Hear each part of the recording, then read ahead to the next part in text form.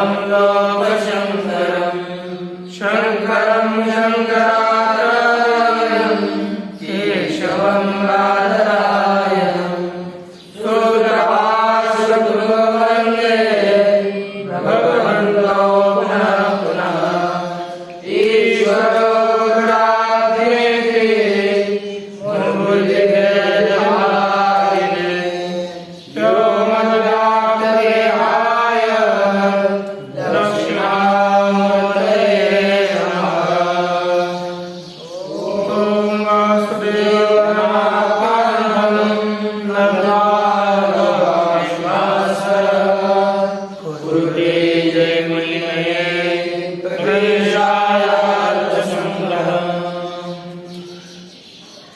श्री लौगाक्ष भास्कर प्रणीत अर्थ संग्रह में जो विचार प्रवृत्त था विनियोग विधि का, उसी विनियोग विधि के विचार के अवसर में विनियोग के सहकारीभूत जो 6 प्रमाण श्रुति लिंग वाक्य प्रकरण स्थान समाख्या, इन्हीं प्रमाणों का विचार हमारा पूरा हुआ है। इसमें अंतिम में समाख्या एक प्रमाण आया, उसका का अर्थ दिया यौगिक शब्द समाख्या। यौगिक शब्दों को समाख्या ऐसे कहते हैं। यौगिक शब्द ये लक्ष्य भाग है और समाख्या ये लक्ष्य भाग है और यौगिक शब्द यह लक्षण हो गया। ये योग शब्द वैसे देखें तो 4 प्रकार के होते हैं, टीका में बताया आगे। शब्द चतुर्धा यौगिको रूढ़ो योग रूढ़ो यौगिको रूढ़श्येति, 4 प्रकार के सहज इन्हीं का अर्थ बता करके आगे चलते हैं।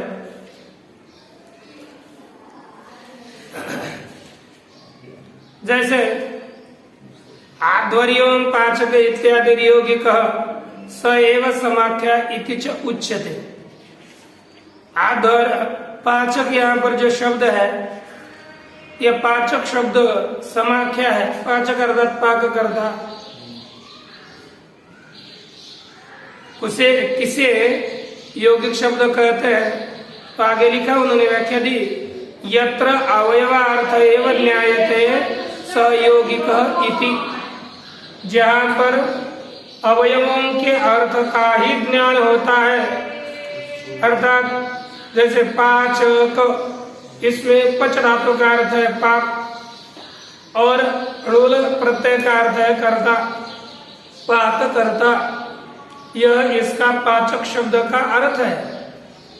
और जहाँ पर जिस शब्द में अवयव अर्थ का ज्ञान हो उसे यौगिक शब्द यह कहा जाता है। यह अवयव शक्ति निरपेक्षया समुदाय शक्त्या एव अर्थम बोधयति सरूढ़ यथा गवादि शब्द। जो अवयव शक्ति से निरपेक्ष समुदाय शक्ति के द्वारा ही अर्थ का बोधन कराता है, वह रूढ़ शब्द है। जैसे गो इत्यादि, जहाँ पर अवयव शक्ति का प्रयोग नहीं होता, केवल इसका होता है हाँ समुदाय शक्ति का ही प्रयोग होता है, उसे रूढ़ कहते हैं। जहाँ पर अवयव शक्ति का प्रयोग न हो करके समुदाय शक्ति का ही प्रयोग होता है, उसे रूढ़ कहते हैं। यथा गवादि शब्द यस्तु अवयव शक्ति विषय समुदाय शक्त्या प्रवर्तते सह योग रूढ़। और जो शब्द अवयव शक्ति के विषय में सब, जहाँ पर देखो पहला दे दिया यौगिक, केवल अवयव अर्थ का ही ज्ञान होता है। दूसरा दिया रूढ़, अवयव शक्ति का कोई लेना देना नहीं है, लेकिन शब्द का प्रयोग होता है। जैसे गाय, अवयव शक्ति का अर्थ देखेंगे तो यहाँ पर हो जाता है चलती गच्छति गौ, आदमी भी गाय हो जाएगा, ऐसा अर्थ नहीं होता। यहाँ पर कोई भी उसमें धातु का कोई लेना देना नहीं, किसी का भी नहीं, अर्थ हो गया गाय। ये केवल रूढ़ शब्द है। कौन सा है? रूढ़। अर्थात समुदाय शक्ति के द्वारा जो अर्थ ज्ञापित कर सके उसे रूढ़ शब्द कहा जाता है। जो शब्द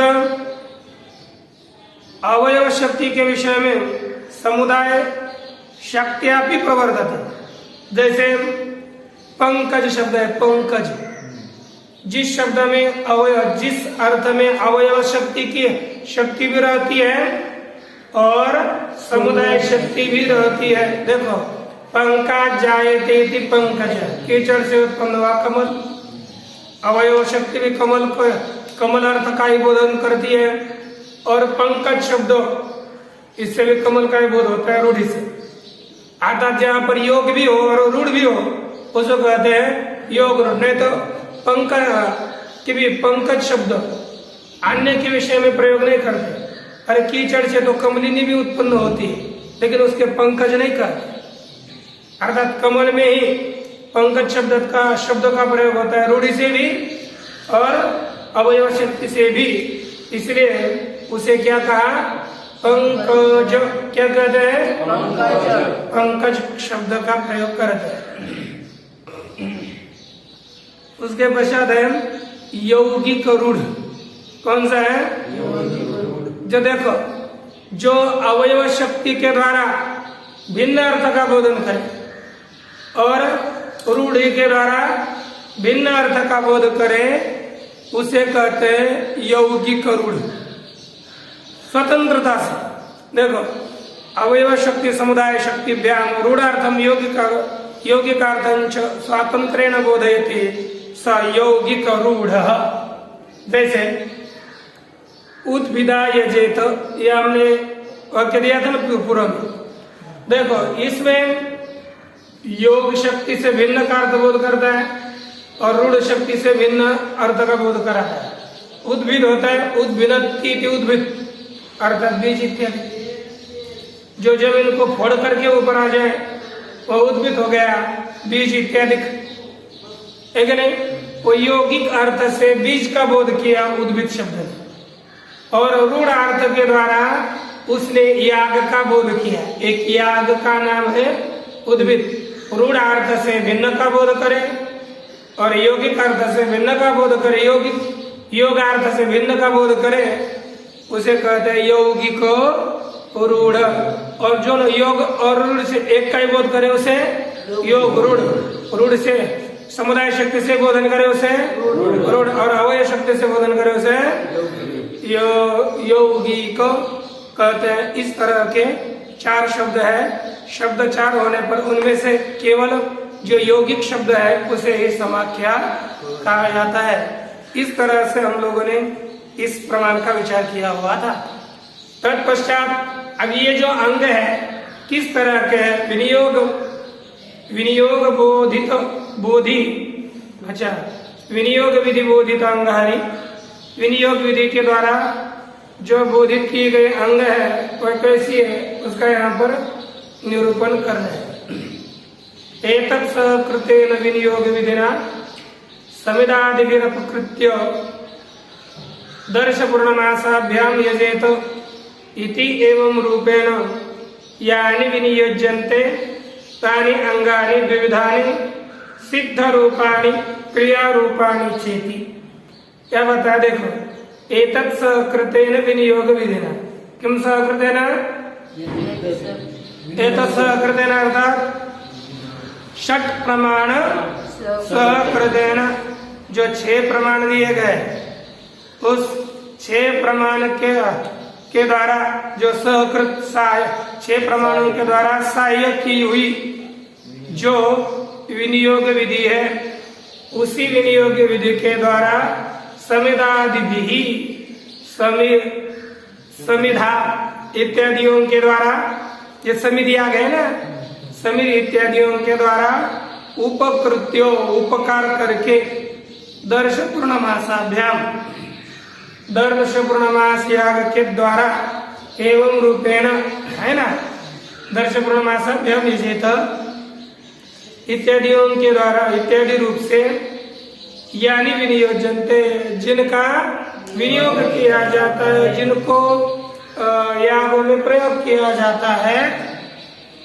तानी अंगानी विविधानी, वे अंग कितने हैं? 2 प्रकार के अंग है। कितने प्रकार के हैं? 2 प्रकार के अंग है। कौन कौन से? सिद्ध रूपाणी क्रिया रूपाणी च इति।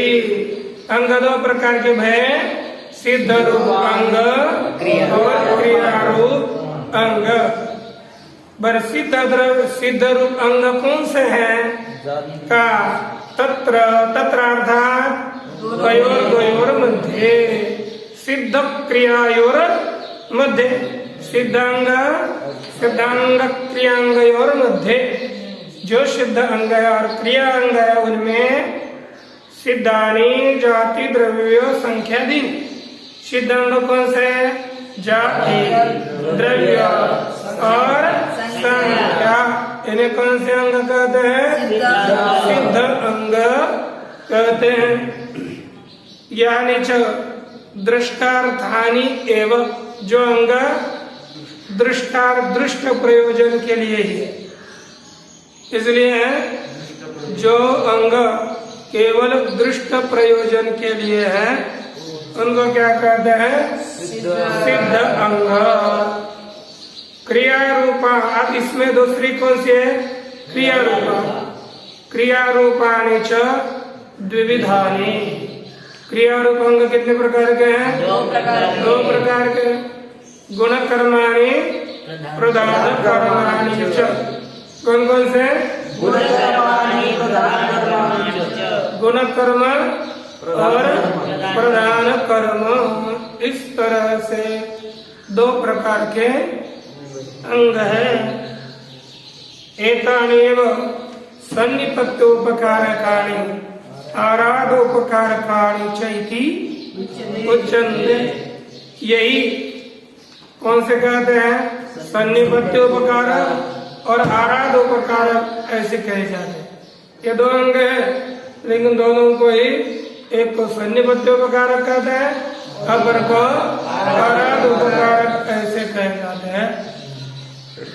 यह 2 तरह के अंग बताए गए। अच्छा, अब हम ये गुण कर्म और प्रधान कर्म ऐसे कहे कि सन्निपत्योपकारक एक को गुण कर्म को और प्रधान कर्म उसको कहेंगे आराध उपकार। तो पहले सन्निपत्योपकारक अंग का विचार करते हैं, कौन कौन से, फिर आराध उपकारक अंगों का विचार करेंगे और बाद में प्रयोग विधि होगी। लेकिन इन दोनों का विचार हम अभी कर दे। देखिए, सन्निपत्योपकारकाणि, देखो, कर्मांग द्रव्याद्युद्देशेन विधीयमानं कर्म सन्निपत्योपकारकम्। देखो क्या वाक्य लिखा है? कर्मांग द्रव्यादि उद्देशेन विधीयमानं कर्म। पुनः बोलो,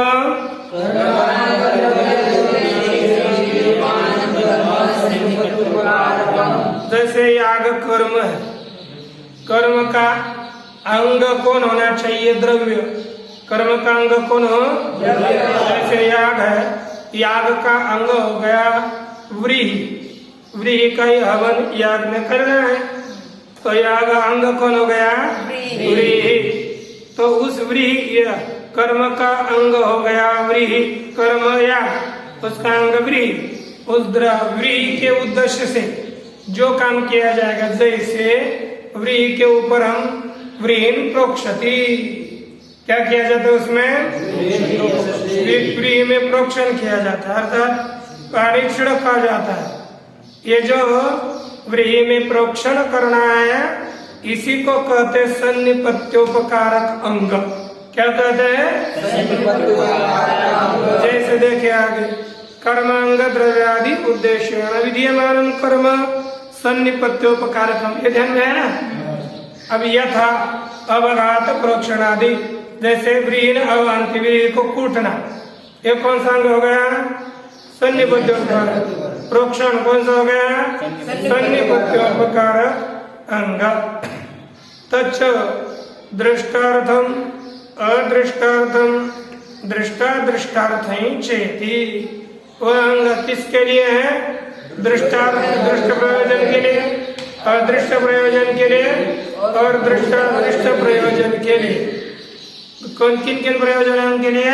दृष्ट प्रयोजन के लिए, अदृष्ट प्रयोजन के लिए, दृष्टादृष्ट प्रयोजन के लिए। दृष्ट प्रयोजन क्या हुआ? साक्षात फल। साक्षात क्या? छिलका उतार देना, उसे दृष्ट प्रयोजन भी हो गया कि नहीं? आपने कूट लिया तो दृष्ट प्रयोजन हो गया क्या? दृष्ट हो गया। और कूटने से ही निकाल दिया, दूसरों से निकाल सकते थे, एक उसका दूसरा अदृष्ट फल भी है, पुण्य भी है, कूटने से निकाल दिया तो उसका दूसरा अदृष्ट प्रयोजन। व्रीहि में पानी छिड़कना क्या प्रयोजन है? केवल अदृष्ट। कोई दृष्ट इसका नहीं। व्रीहि में आप ऐसा पानी छिड़का क्या प्रयोजन होता है? स्नान हो गया क्या? दृष्ट प्रयोजन कुछ नहीं होता, ये केवल अदृष्ट प्रयोजन होता है। यहाँ ये इनमें ऐसे प्रयोजन होते हैं, दृष्ट प्रयोजन भी होता है, अदृष्ट प्रयोजन भी होता है और दृष्टादृष्ट प्रत्यक्ष अप्रत्यक्ष प्रयोजन, ऐसे 3 प्रकार के प्रयोजन होते हैं। किसका कौन सा प्रयोजन होता है? तो कहते हैं तत्र दृष्टार्थम अवघातादि, जो अवघात कूटना व्रीहि को, ये दृष्ट प्रयोजन के लिए। छिलका उतरता है, दृष्ट प्रत्यक्ष है ना। व्रीहि पता है आपको?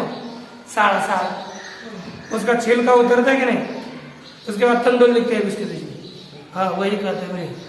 उसको इस तांडुल को व्रीहि नहीं कहते, उसको तंडुल कहेंगे, उसको साड़ को कहेंगे व्रीहि। यह दृष्ट प्रयोजन के लिए हो गया। अदृष्ट प्रयोजन के लिए हो गया प्रोक्ष, पानी छिड़कना। और दृष्टादृष्ट प्रयोजन क्या हो गया? दृष्टादृष्टार्थम पशु पुरोडाशादि, याग भी हो जाता है, पशु का हवन करना, पुरोडाश का हवन करना। ये जो पुरोडाश बनाया गया था उससे याग संपन्न हो गया, एक दृष्ट प्रयोजन। और उससे स्वर्ग आदि के लिए पुण्य की निर्मित हो जाएगी, वह अदृष्ट प्रयोजन। यह दृष्ट भी प्रयोजन है और अदृष्ट प्रयोजन भी इसका होता है। तदहि द्रव्य त्यागंशेनैव अदृष्टम देवता उद्देशन च देवता स्मरणम दृष्टम करोति। देखो, वह द्रव्य त्याग अंश के द्वारा अदृष्ट है ना। यदि हम द्रव्य त्याग करेंगे तो स्वर्गादियों की प्राप्ति होगी, अदृष्ट प्रयोजन होगा। वैसे साक्षात कुछ नहीं है, लेकिन जब हम द्रव्य का त्याग कर देते हैं उसी समय उस देवता का जो स्मरण करवा रहा है, स्मरण होता है, स्मरण करवाता है, वही देवताओं का स्मरण कर लेना, यही दृष्ट प्रयोजन है। इसलिए इसके 2 प्रयोजन बताए गए, दृष्ट प्रयोजन और अदृष्ट प्रयोजन। इस तरह से यही सन्निपत्योपकारक अंग बताए गए। दूसरे कौन से होते हैं? आराध उपकारक अंग। देखो यहाँ पर अब क्या कहा है? द्रव्यादि अनुद्दिश्य केवलम विधीयमानम कर्म आराध उपकारकम। कोई द्रव्य हो, कोई लेना देना नहीं, द्रव्यादियों के उद्देश्य से जिसका विधान नहीं किया, बस केवल विधान किया गया था। किस लिए है? कोई लेना देना नहीं, कुछ भी हो, द्रव्यादियों को उद्देश्य करके विधान न किया गया जो कर्म, उसे क्या कहेंगे? आराध उपकारक अंग। क्या कहेंगे? द्रव्यादियों के उद्देश्य से जिसका विधान नहीं किया गया उसे कहते हैं आराध उपकारक अंग। केवल विधान किया गया हुआ, बताना है तो बताया। ऐसे जैसे समिधो यजति ईड़ो यजति बरे, ये किस लिए बताया गया? समिधो यजति, बस ईड़ो यजति बरे यजति याद करता है, इसमें ऐसा बताया व्रीहिन पुरोक्षति। इस तरह से कोई नियंत्रण नहीं किया। यही कौन सा कर्म है? आराधना कर्म। वही लिखा यथा प्रयाज आदि, ये कैसे कर्म है? आराध उपकारक कर्म है। आराध उपकारक परमापूर्वोत्पत्तौ एव उपयुज्यते। ये आराध उपकारक कर्म का कहाँ उपयोग होता है यह बताया। आराध उपकारक कर्म, आराध उपकारक कर्म परम अपूर्व के उत्पत्ति में उपयुक्त होता है। परम अपूर्व एक है परम अपूर्व और एक होता है लघु अपूर्व। समझो, ये जो सामान्य अपूर्व अलग अलग अलग अलग होते हैं हो गए सामान्य अपूर्व लघु अपूर्व समझो। लेकिन सब याग पूरा होने के पश्चात जो सभी प्रत्येक अंगों के द्वारा एक महापूर्व उत्पन्न होता है, उसे वह जो महापूर्व उस महाअपूर्व के उत्पत्ति में इसका प्रयोग होता है। इसका अन्य जगह पर नहीं। ये क्या होता है? जैसे प्रोक्षित में हमने प्रोक्षण किया, इससे क्या हो गया? ये याग के अपूर्व में के उत्पत्ति में इसका उपयोग हो गया, छोटे छोटे अपूर्व में। लेकिन इस आराध उपकारक कर्म का साक्षात महाअपूर्व में प्रयोग उपयोग होता है, छोटे छोटे अपूर्वों के उत्पत्ति में प्रयोग नहीं होता। इसका यह बताया गया। आगे कहते सन्निपत्योपकारकंतु द्रव्य देवता संस्कार द्वारा याग स्वरूपे अपि उपयुज्यते। लेकिन जो सन्निपत्योपकारक अंग पीछे बताया था वो तो द्रव्य में कुछ संस्कार करेगा, देवता में संस्कार करेगा, इनके माध्यम से उसका याग के स्वरूप में भी उपयोग होता है। व्रीहि का याग के स्वरूप में उपयोग होता है, पशु का याग के स्वरूप में उपयोग होता है, अवघात का भी याग के स्वरूप में उपयोग होता है। लेकिन इस समिधो यजति का इसका याग के स्वरूप में कोई नहीं। समिध याग करोगे तो दूसरा क्या होगा? वो याग पूरा हो जाएगा और बड़ा अपूर्व बाद में उसमें जुड़कर परम अपूर्व की उत्पत्ति हो जाएगी। लेकिन सन्निपत्योपकारक जो अंग है वो वे द्रव्य और देवता इनमें संस्कार करके उन संस्कार के द्वारा याग के स्वरूप में भी उपयोगी होते हैं। और इसी को ही इदम एवच आश्रयी कर्म इति उच्यते। यही सन्निपत्योपकारक को अंग को ही आश्रयी कर्म कहा जाता है। तद एवं निरूपितः संक्षेपतो विनियोग विधि। इस प्रकार संक्षेप से विनियोग विधि का निरूपण किया गया। ओम पूर्णमदः पूर्णमिदं पूर्णात् मुदच्यते पूर्णस्य पूर्णमादाय वशिष्यते।